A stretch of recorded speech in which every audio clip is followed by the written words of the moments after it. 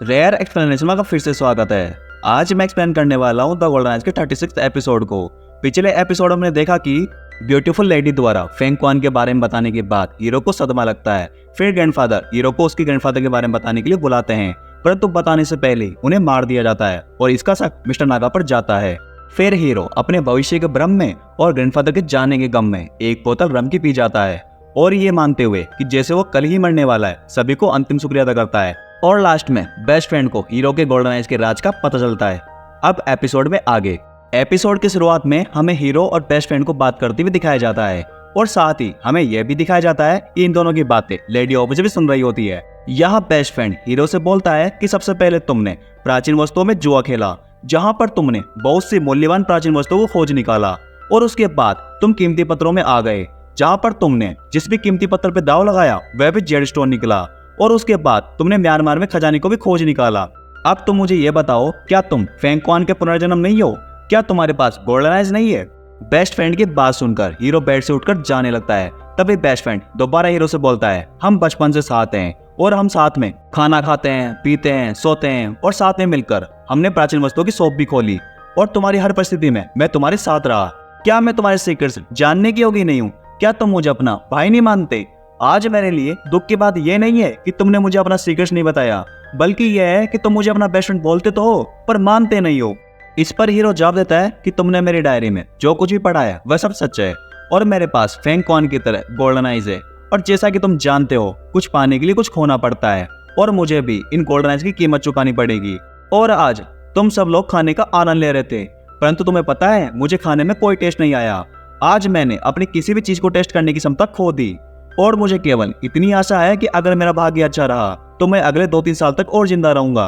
इस पर best friend जवाब देता है कि प्राचीन काल में मेडिकल साइंस इतनी डेवलप नहीं थी, पर आज के आधुनिक युग में मेडिकल साइंस काफी डेवलप हो चुकी है और हम इसका इलाज भी करवा लेंगे। तभी वहाँ बॉडीगार्ड भी आता है और हीरो को बोलता है कि मुझे इस बारे में आप पर पहले ही संदेह था, और मुझे लगा था कि आप में कुछ स्पेशल एबिलिटीज हैं, परंतु मैंने इस बात पर ज्यादा ध्यान नहीं दिया। और जुआंग रोई, आप चिंता मत करो, सब कुछ ठीक हो जाएगा क्योंकि हमारी मेडिकल साइंस काफी डेवलप हो चुकी है। फिर लास्ट में बेस्ट फ्रेंड हीरो से पूछता है, सही सही बताना, क्या मैं तुम्हें अभी नंगा दिखाई दे रहा हूँ? इस पर हीरो बोलता है, तुम छुपा क्या रहे हो, मैंने पहले ही देख रखा है, और यह बोल हीरो वहां से चला जाता है। फिर हमें मॉर्निंग का सीन दिखाया जाता है जहाँ हीरो अपनी शॉप को बंद करके जा रहा होता है। लोग तो मॉर्निंग में शॉप ओपन करते हैं, पर अपना हीरो बंद करके जा रहा है। पहले इसे अपना ड्रामा कंप्लीट करना है, शॉप तो चलती रहेगी बाद में। फिर ब्यूटीफुल लेडी वहां आती है और आकर हीरो से बोलती है कि जुआंग रोई, मुझे पता है आप मुझसे मिलना नहीं चाहते और ना ही मुझसे बात करना चाहते हैं, परंतु मुझे पता है कि मिस्टर नागा कहाँ है। इस पर हीरो बोलता है कि तुम्हें कैसे पता कि मैं मिस्टर नागा की तलाश कर रहा हूँ? क्या तुम मेरा पीछा कर रही हो? इस पर ब्यूटीफुल लेडी जवाब देती है कि मैं बस तुम्हारी मदद करना चाहती हूँ। और ब्यूटीफुल लेडी हीरो को मिस्टर नागा के प्राइवेट जेट की डिटेल्स देती है, जिससे हीरो को पता लगता है कि मिस्टर नागा यूक्रेन में है। फिर सीन सब होता है और हमें फिर से 5 मिनट तक यूक्रेन को दिखाया जाता है। और मैं एक बार फिर से कह रहा हूँ, यूक्रेन को जी भर के देख लो। रशिया यूक्रेन के युद्ध से पहले यूक्रेन ऐसा दिखता था, नहीं तो बाद में ऐसा मौका दोबारा नहीं मिलेगा। फिर हमें हमारे तीनों बडीज को यूक्रेन में दिखाया जाता है, जहाँ वे लैपटॉप में फोटोज देख रहे होते हैं, जहाँ लेडी ऑफिसर अपनी जांच के अनुसार ये बताती है कि विक्टर का परिवार करीबन 100 सालों से यूक्रेन में म्यूजियम चला रहा है, और विक्टर कई अमीर परिवारों के बहुमूल्य और प्राचीन वस्तुओं को बेचने के लिए अपनी म्यूजियम में रखता है। और कई सालों से विक्टर के परिवार और मिस्टर नागा के परिवार के बीच व्यापारिक संबंध है, और मिस्टर नागा अपनी सभी मूल्यवान और प्राचीन वस्तुएं विक्टर के म्यूजियम में रखता है। और कुछ दिनों में विक्टर अपने म्यूजियम की 100 ईयर्स ऑफ एनिवर्सरी मनाने वाला है, और हमें विश्वास है मिस्टर नागा विक्टर के इस प्रोग्राम में जरूर आएगा। इस पर हीरो बोलता है कि पिछले सभी मिशन के दौरान हमें बहुत सी परेशानियों का सामना करना पड़ा, और इस बार हम फिर से यूक्रेन में हैं, और हम इस जगह और यहाँ के लोगों से अनजाने हैं, तो हमें जो भी करना होगा सोच समझ कर करना होगा। यहाँ हमें फिर से थोड़ी देर बाद का सीन दिखाया जाता है, जहाँ पर बेस्ट फ्रेंड विक्टर से दोस्ती करने का एक प्लान बताता है। जैसा कि पहले सुंदर कन्या और बॉडीगार्ड को बचाने के लिए हमने शानदार एक्टिंग की थी, उसने हमारे मिशन को सक्सेसफुल बनाया है, और इस बार भी हमें एक शानदार एक्टिंग करनी होगी। यहाँ एक तरफ हमें प्लान को बेस्ट फ्रेंड द्वारा बताया जाता है, और दूसरी तरफ प्लान को एग्जीक्यूट होते हुए दिखाया जाता है। सबसे पहले बेस्ट फ्रेंड हीरो को बोलता है कि आप एक चाइनीज टाइकून है जिसके पास पैसे की कोई कमी नहीं है, जो अपनी मासूका यानी लेडी ऑफिसर को इम्प्रेस करने के लिए यहाँ आया है। और फिर ब्यूटीफुल लेडी को बोलता है कि आप अमीर बाप की बिगड़ी औलाद का किरदार निभाएंगी, जो गुस्सेल और मूर्ख होगी, जो केवल इस दुनिया में इसलिए आई है कि उसे अपने बाप के और अपने होने वाले पति के सारे पैसे उड़ाने हैं। बेस्ट फ्रेंड की बात सुनकर लेडी ऑफिसर बेस्ट फ्रेंड पर भड़क जाती है और बेस्ट फ्रेंड को बोलती है कि मैं अमीर परिवार की संस्कारी, सुशील और ब्यूटीफुल लेडी बनूंगी और जिसके सुंदर शरीर को देखकर लोग उसके दीवाने हो जाएंगे। तभी बेस्ट फ्रेंड उसकी तरफ देखकर सोचता है कि ये औरत ब्यूटीफुल, ये तो मुझे औरत भी नहीं लगती। फिर बेस्ट फ्रेंड बोलता है अब बारी मेरी, मैं बनूंगा लंबा, handsome, top class special assistant. इस पर लेडी ऑफिसर उसके पीछे एक चपाट मारती है और बोलती है इतना बड़ा चढ़ाई क्या बोल रहा है, ये बोल नौकर बनेगा हमारा। और दोनों इस बात पर लड़ने लगते हैं। जब बेस्ट फ्रेंड बोलता है स्पेशल असिस्टेंट और लेडी ऑफिसर बोलती है नौकर नौकर नौकर। फिर हीरो दोनों को समझाता है और पूछता है कि हम वहां जाकर करने क्या वाले हैं। इस पर बेस्ट फ्रेंड बोलता है वही जो अमीर लोग करते हैं। इस पर लेडी ऑफिसर बोलती है अमीर लोग तो पोटी भी करते हैं, क्या हम म्यूजियम में पोटी करके आएंगे क्या। इन दोनों की लड़ाई से परेशान होकर हीरो बोलता है चलो पहले अंदर तो चलो, फिर देखते हैं, वैसे भी इतनी देर से बाहर ही खड़ा कर रखा है। फिर हमें विक्टर को दिखाया जाता है जो अपने और अपने म्यूजियम के बारे में बता रहा होता है।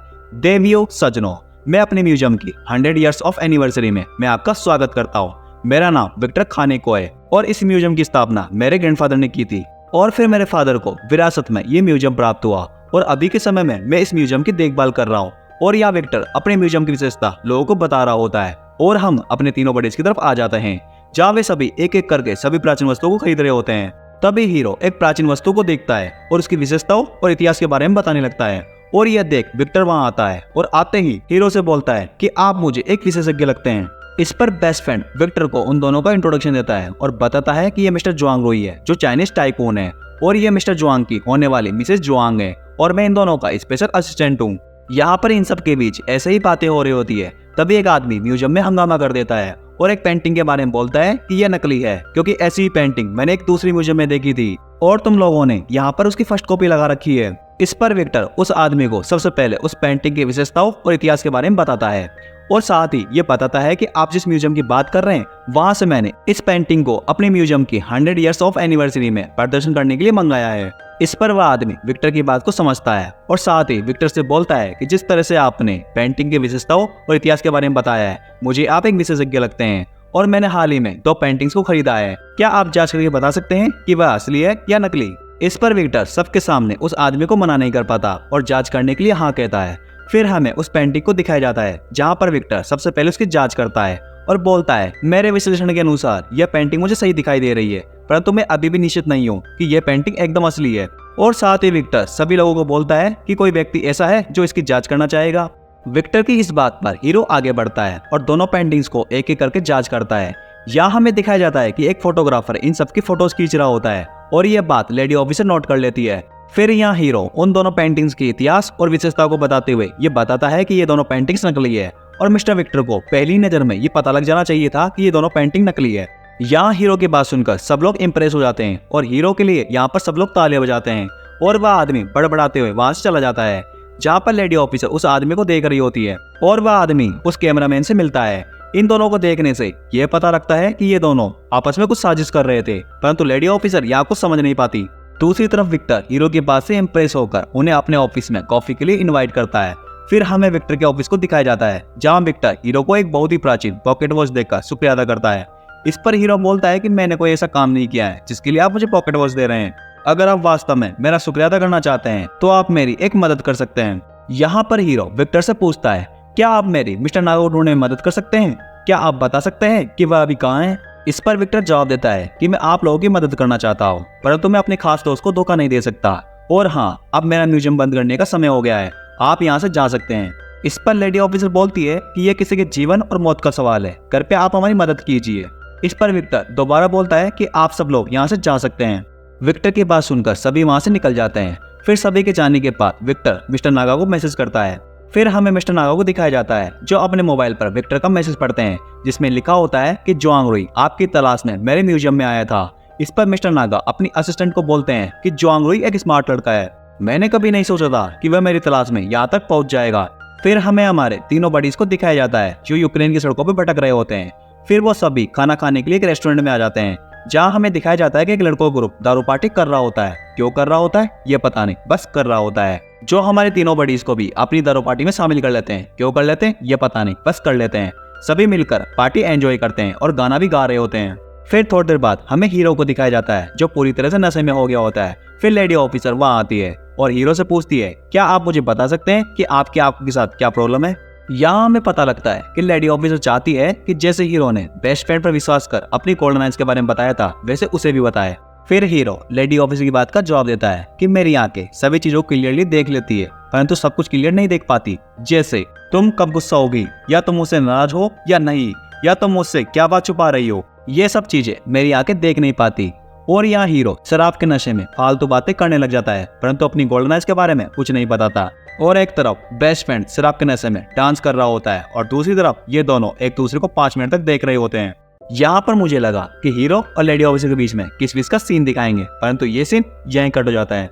अब यहाँ एपिसोड को खत्म कर दें? अरे नहीं, ऐसा कैसे, सस्पेंस तो बाकी रह गया। फिर हमें नेक्स्ट डे मॉर्निंग का सीन दिखाया जाता है, जहाँ हमारी तीनों बडीज को फिर से विक्टर के म्यूजियम के बाहर दिखाया जाता है और यह एपिसोड इसी सस्पेंस के साथ यहाँ समाप्त हो जाता है। अब हमारी मुलाकात होगी द गोल्डन आइज के नेक्स्ट एपिसोड में। अगर आपको यह एपिसोड पसंद आया तो वीडियो को लाइक और शेयर करें। इसी प्रकार की रेयर एक्सप्लेनेशन देखने के लिए चैनल को सब्सक्राइब जरूर करें। सी यू सून।